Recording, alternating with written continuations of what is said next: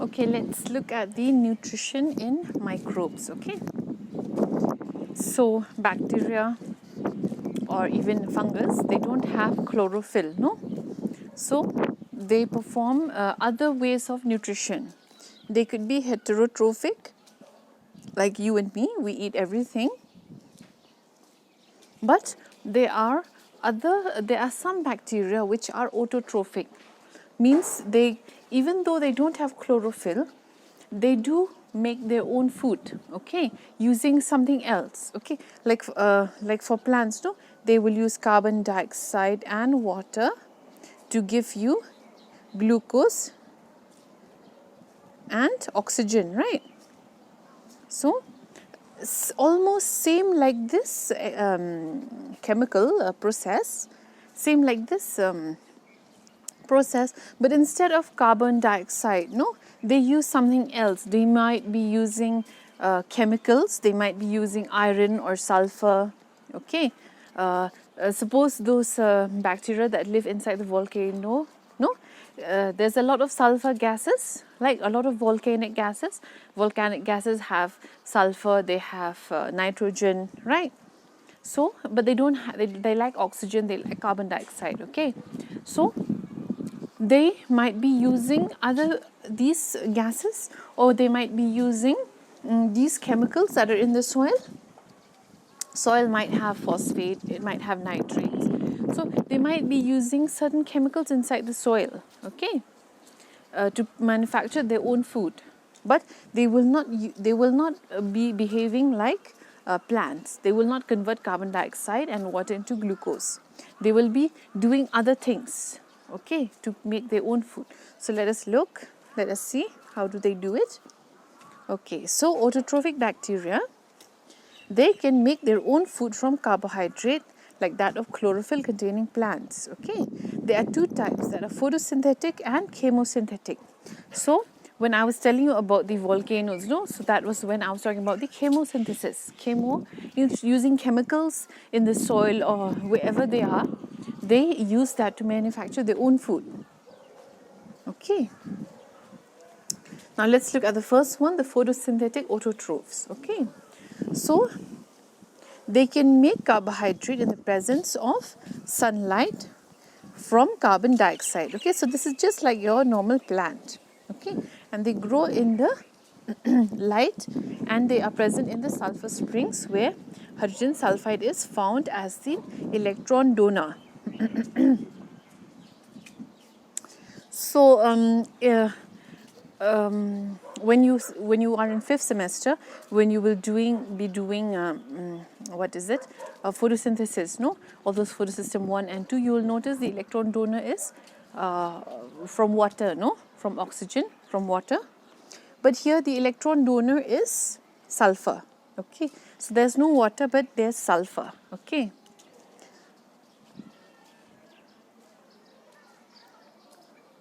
Okay, so just looking at this, what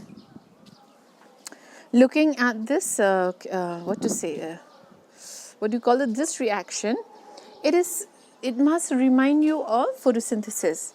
But photosynthesis is CO2 plus H2O, right, plus water, no? Then you get glucose, C6H12O6, right, and oxygen and all, no? But here, see, what is different is instead of water, we have hydrogen sulfide, okay, and then this is carbohydrate, then sulfur is released and water is released, okay.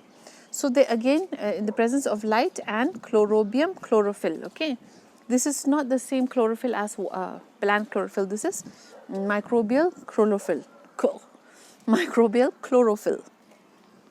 So again, I'm telling you, there is no shortcut, there's no shortcut to success. You have to practice these these reactions. You have to practice drawing them, writing them, balancing them, and then when you keep on practicing for 5 times, 6 times, 7 times, it will come automatically, okay. So let us see in detail what is written.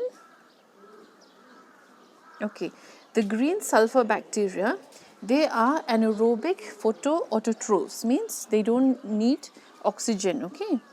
The photosynthetic pigment is known as chlorobium. Chlorophyll is located in the invagination of the plasma membrane towards the cytoplasm, okay. So, if this is the cell, no, here, this is the plasma membrane, this is present there, somewhere there. So, it's not inside the cytoplasm like if this is a plant cell, no, these are the organelles of chloroplast, right, and the thylakoids are inside. It's not like that. It is in the plasma membrane, okay, in the microbes. So, they use hydrogen sulfide or other reduced inorganic sulfur compounds as a donor of hydrogen. So, the light will split hydrogen sulfide and form hydrogen, which combines with carbon dioxide to form CH2O, okay. Sulfur is excreted out, just like oxygen is evolved in photosynthesis. Here sulfur comes out. Oh no.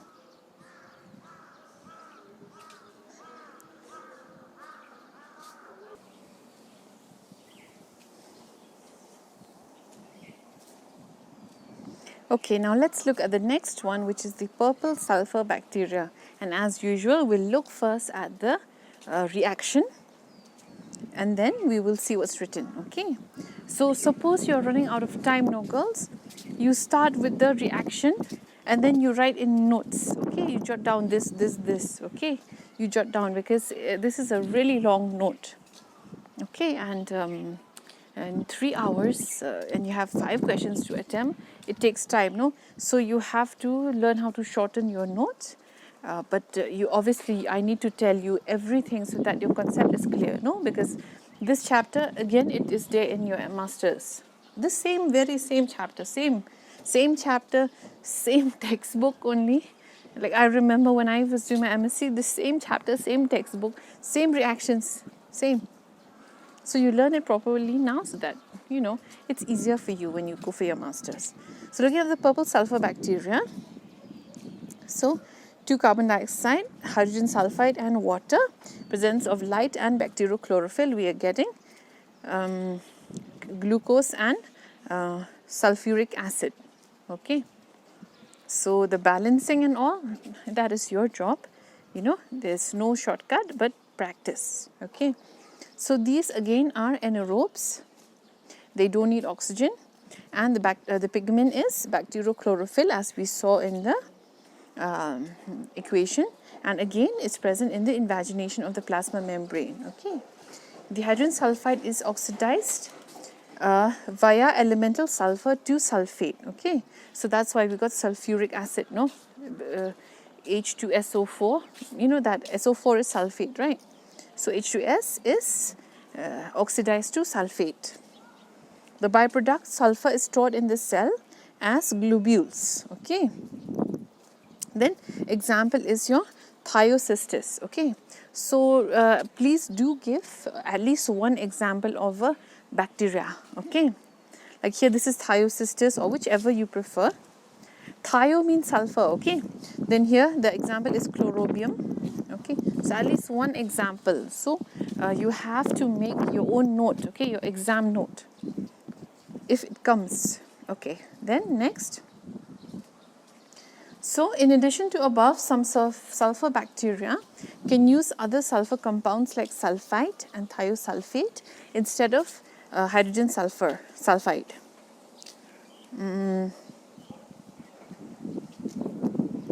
Okay. Okay, then looking at non-sulfur purple and brown bacteria, they grow in the stagnant water and mud, okay. So we did the green bacteria, then we did the sulfur bacteria. Now we are doing non-sulfur bacteria, that is brown and green. Oh, sorry, brown and purple. My God, from what color to what color? Brown and purple, which are present in your mud and stagnant water. They have bacterial chlorophyll as the pigment. They use organic acid like malic acid, propionic acid as the hydrogen donor. And light is the source of energy. So looking at here, so just one will do. Either you give malic or you give propionic. Don't give both. Well, that's just a waste of time, no? So here you start with malic acid. presence of light, nitrochlorophyll, you're getting this glucose product and carbon dioxide. So example is Rhodospirillum. Okay, so again please do give at least just one example is more than enough. Then the chemical synthesis, okay, chemosynthetic. First we did the photosynthetic, no? Then the chemosynthetic. There, we did photosynthetic is done. We had green sulfur, then non-sulfur, then purple sulfur, right? So, now we will do the chemosynthetic. Where is it? Okay. They are more abundant in nature than that of photosynthetic bacteria. They are non-photosynthetic, and for the synthesis of food they get energy by oxidation of inorganic substances such as nitrates, nitrites, ferrous compounds, hydrogen sulfide and others. What this simply means is that in soil, no? Okay, in your soil you have sulfate, you have nitrate, you have ferrous compound, you know, like here in Shillong, our soil is red soil, no? So obviously ferrous will be there. Then soil has nitrate, has phosphate, has everything, no? So this is what is the more common one, chemosynthetic bacteria. So whatever bacteria is nearby your house, no? That one is the chemosynthetic. Except if you have some dirty, muddy pool of water, that will be, yes, you guessed it, photosynthetic, which uses inorganic, yes, very good, yes, inorganic sulfate, right? Okay, now let's continue with this. Where were we? So they absorb inorganic molecules in their body where energy is released by breaking down of chemical bonds of the molecules. So everything that is non-living is inorganic. Everything that is living, you, me, the plants, the animals, we are made up of carbon, right? So when you study your organic chemistry, no? You're studying about you and me and plants and animals, okay? Everything that is living, okay, is your organic chemistry part. Everything non-living, your soil, your cement, your ground, your rock, your water, no? All those are inorganic, okay? So when we say, here, see this line, when we say the bacteria absorb inorganic molecule, means they are absorbing directly from soil, okay? Whatever they are getting, maybe phosphate or nitrate, whatever. In soil, so it's made up of so many chemicals, no, soil. So that is the inorganic part, okay? So I hope it's clear why are you studying organic chemistry and inorganic chemistry? Organic is living, no? All those, I am also having carbon double bond, triple bond, all those I'm having, okay? But the cement, it doesn't have that. The soil, it doesn't have that. It's single bond, okay? It's organic, it's inorganic chemistry. Okay, so where were we? So they absorb inorganic molecules and then the energy is released by breaking down of the chemical bonds of the molecules, okay? So this energy is used to combine carbon dioxide and water into food molecules, okay? So what this means is that, let's say phosphate, no? PO4, right? 1, 2, 3 and 4, okay? So this is an inorganic bond and it's very hard to break it, okay? But if you look at organic chemistry, from triple bond easily I can break into a double bond. 1 minute, okay? Let's start from triple bond. I can break into double bond easily. Easily I can break this double bond to single bond, okay? So organic chemistry, it releases less energy because these bonds are very easy to break. But inorganic, it's a stronger bond, huh? Very strong bond. So if you are able to break those bonds, like oxygen from phosphate, no, you break that bond, it releases a lot of energy, and that energy is used to create food for the bacteria, okay? So it's used to combine carbon dioxide and water into food molecules. So this process is your chemosynthesis, okay? And because you broke the bond, just imagine I'm breaking one atom bomb. It's like a huge energy release, right? If you blast an atom bomb. So same here, when they broke that bond, inorganic bond released a lot of energy. So that reaction is what? Exothermic reaction, releases a lot of energy.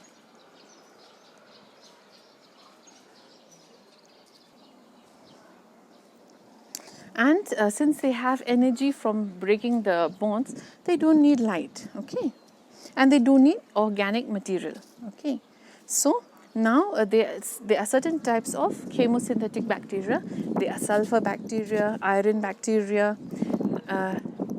nitrifying bacteria, okay? Let's see in detail one by one. So looking at the first one, the sulfur bacteria, they oxidize sulfur compounds. Thus, energy is released and utilized to manufacture food. Okay. The sulfur remains as granular residue in the bacterial cytoplasm, and the name of the organism is Bigiota. Okay. So again, here hydrogen sulfide with oxygen, you break that bond, and then you release sulfur, water, and energy. Then again, another type which uses free sulfur is Thiobacillus thiooxidans. Okay, and it produces sulfuric acid. Okay. So, this sulfuric acid, they'll be using it to digest other things to get food from. Okay. Then iron bacteria, they are using ferrous compounds. Okay, they oxidize ferrous compounds into ferric form, means into the ionic form, and release energy. And the energy that is released is used to create the food. Okay, so the main thing they are concerned is to get energy. It's like gas, no? It's like a heater or gas to cook the food. They need heat, they need energy. So that is the main thing. Food they can get from here and there, but energy they are lacking. So the example is Gallionella. Okay, so this is your ferrous to ferric compounds, and this electron is the energy. Okay, that's the gas that they will use to cook their food. Okay, the next is the nitrifying bacteria. Okay, now this one we will be doing more in detail when you reach 5th semester. They are a group of bacteria that help in increasing the nitrogen source in nature. Okay, like those nitrosomonas and all. No, I think you must remember from your class 12. So the ammonia cycle, you know, the what is that? What to say? A fixing of atmospheric nitrogen. Yes, that cycle. Okay, they are part of that cycle. So what was I saying? Let's continue. They oxidize ammonia to nitrate in 2 steps. Okay, what they do is in their work in the fixing of atmospheric nitrogen, they break down ammonia to nitrate, and they do it in 2 steps. The first step is ammonia to nitrous acid, and then second step is nitrous acid to nitric acid. Okay, and nitric acid is easily absorbed by plants. Okay, so that is how atmospheric nitrogen is fixed. The first steps involves the oxidation of ammonia to nitrous acid by nitrosifying bacteria like Nitrosomonas. Okay. Then the second step, you shorten it, girls. Okay. Then the second step involves oxidation of nitrous acid to nitric acid. Okay. Example is Nitrobacter bacteria. Okay. So here are the step 1 and step 2. Then you can add here Nitrosomonas, and here you can add Nitrobacter. Okay. So this is nothing but your fixing of atmospheric ammonia, no? So you can shorten it. If you just give the enzymes also, I mean the reactions, and then the name of the species, Nitrosomonas and Nitrobacter, also it's enough. Okay, you can shorten it. Then the next chemosynthetic process is hydrogen bacteria. Okay, simply it will oxidize molecular hydrogen and produce water and energy. Okay, so hydrogen is present like everywhere. No, hydrogen is gas. It's present as a gas. So they will just absorb the hydrogen gas, and then it will convert directly to water in the presence of oxygen. So here are some differences between photosynthesis and chemosynthesis. chemical synthesis, you don't need light. Photosynthesis, you need light. Then remember, it's like an atom bomb. So the reaction is releasing energy, so exothermic. Photosynthesis, they don't explode, no, reaction is endothermic. So photosynthesis, you can produce a lot of energy, no, because light is there everywhere, no, sunlight is there. But chemosynthesis, it depends on how much organic or inorganic material is there in the ground, okay. So it doesn't produce as much energy. Then the heterotrophic bacteria. So we started with autotrophic bacteria, and then now we are going to heterotrophic. In autotrophic, we had remember girls, autotrophs, and we had chemoautotrophs, chemosynthesis, right? We had photosynthetic ones, and we had chemosynthetic ones. No, in the photosynthetic one we had some forms, and chemosynthetic we had the iron type, the nitrifying type, the sulfur type. You know, okay. So if you look through the note again, you will remember. Okay. Then heterotrophic, there are sometimes they are saprophytic, ferment and parasitic. Okay. So heterotrophic, there are two types, saprophytic and parasitic. So heterotrophic means they will eat from carbonic source, like organic source, like it can eat from dead decaying me and you and plants and animals. Okay. So they are saprophytic and parasitic. So saprophytic, they grow on decaying organic material by digesting and absorbing them. Okay, they secrete enzymes to break the organic compounds into simpler forms. And when they break it down, they become soluble and they can absorb it. Okay, so breaking down can occur in two forms: fermentation and putrefaction. Okay, so fermentation, you already know when you break your bread. So the breakdown of carbohydrate is known as fermentation. Some bacteria, they can ferment glucose and galactose and release carbon dioxide. Okay, so why your bread is fluffy, is because of carbon dioxide release. Okay, so some bacteria like lactobacillus, they ferment milk and produce organic acid. They'll produce lactic acid. Okay, and will make the milk sour, and then we will get the dahi, we will get the curd. Okay, so this one you've been learning since school level, no? Fermentation is easy. Okay, then putrefaction. When you break down protein material, okay, let me rewind. Fermentation, I was breaking down myself and yourself. Carbon material, organic material. Putrefaction, protein, okay, PP. Putrefaction means I am going to break the protein material, okay. So it takes place in the absence of oxygen in the earlier stage by some bacteria where the peptone, peptide, polypeptide amino acids are produced. Okay, these are all protein. Okay, peptone is a protein, polypeptide is a protein, amino acids are made of proteins. Okay, then the later stages, the later stage of breakdown, it requires oxygen, okay, where amino acids are further decomposed into sulfur substance such as methane, nitrogen, hydrogen, ammonia, etc. Okay, let me explain this to you in the form of a story. Okay, so when your mother was cutting vegetables, so she kept in a bucket. Let me draw.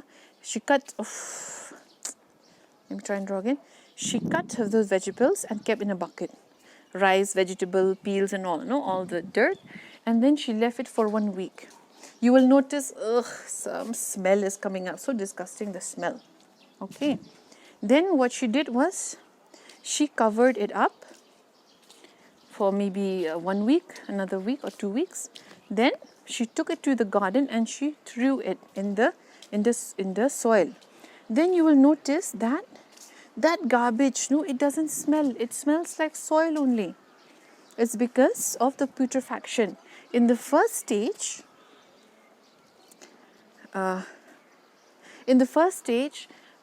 smelly part, is because it's not taking in oxygen. These anaerobic bacteria, they are breaking it down into more complicated proteins like peptones. Okay. Then as time goes on, it is taking in oxygen, and different bacteria come and they break down those complicated protein into simpler protein. Okay, and that is where your smell goes and it becomes manure. So manure doesn't have a bad smell, no, a compost, not a manure, not a cow dung. I'm talking about a compost, okay. Like some of you have taken part, no, in the compost making when we held that competition. You must have noticed, right? It doesn't smell. It smells at the beginning when your mother was just cutting the peels and all. Maybe a week it smells, but after some time the smell goes. So that is nothing but your putrefaction, because those amino acids those proteins are broken down into very much simple proteins, okay? They are broken down into amino acids, okay? Like very small molecules, no? Amino acids, what to say? Amino acid is it's there in every person, no? Okay, so putrefaction, I think it's clear. It's very easy. Okay. Then the second part of heterotrophs is the parasitic. Okay, so we finished the saprophytes. Then let's go to the parasites.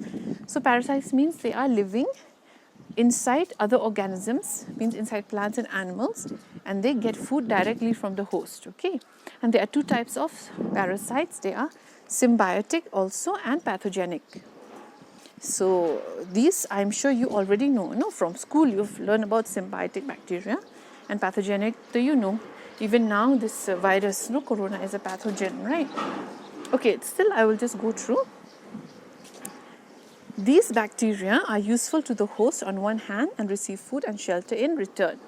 Symbiotic means I scratch your back, you scratch my back. I am helping you, you are helping me. Okay, I am teaching you, you are learning something, and then I get paid. You know, like that. But on the other hand, parasitic is I teach you, you don't bother.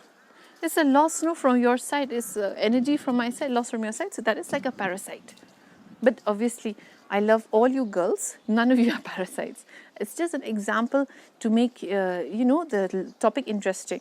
Okay, so let's see what is written. The different types of coli bacteria, they inhibit the intestine of man and other organisms. Okay, they help in the digestion of cellulose by various enzymes secreted by them. So it's not that I or you, it's not that like that lettuce you eat. No, it's not that your intestine is like, you know, grinding it. It's not your intestine. It is your E. coli bacteria. Okay.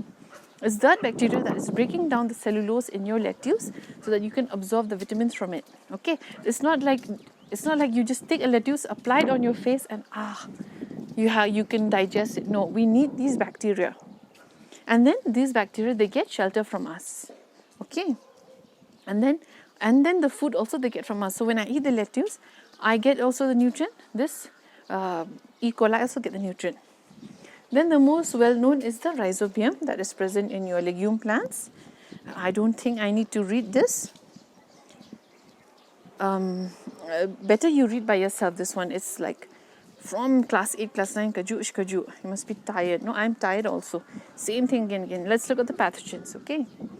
So pathogenic bacteria means those that cause disease in plants, including man, no? They cause disease by direct or by liberation of toxic substance. So some common pathogen are cholera, tuberculosis, typhoid, pneumonia, all these, okay? And the plant diseases are the citrus canker, means your orange or lemon. When they get that disease, no, that purple, green disease, those are the ones. Or when your rice fails, no, the crop, that is the blight, okay? So with this, nutrition in microbes is done. So we had, to summarize, we had autotrophic and, autotrophic and heterotrophic, no? Then we had autotrophic and we had heterotrophic. In autotrophic, you had photosynthetic and chemosynthetic. In heterotrophic, you had symbiotic and parasitic. And then in autotrophic photosynthetic, you had purple sulfur, green sulfur, all those bacteria. No, in chemosynthetic, you had iron bacteria, you had nitrifying bacteria, and so on and so forth. Then in saprophytic you had, what was that? Okay, I think it's enough. Okay, so with this I'm going to upload, and I hope it's clear. So the note was already there. All the best.